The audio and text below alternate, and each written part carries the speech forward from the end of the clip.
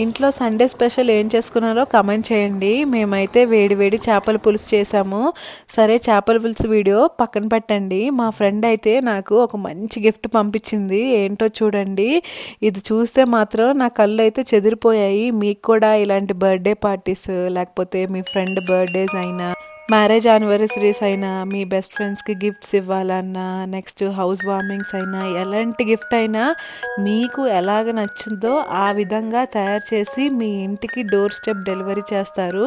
So మీకు గనక ఇలాంటివి నచ్చితే 7780723662కి వాట్సాప్లో మెసేజ్ చేస్తే చాలు, మీకు నచ్చిన కస్టమైజ్డ్ గిఫ్ట్స్ని మీ ఇంటికి పంపిస్తారు.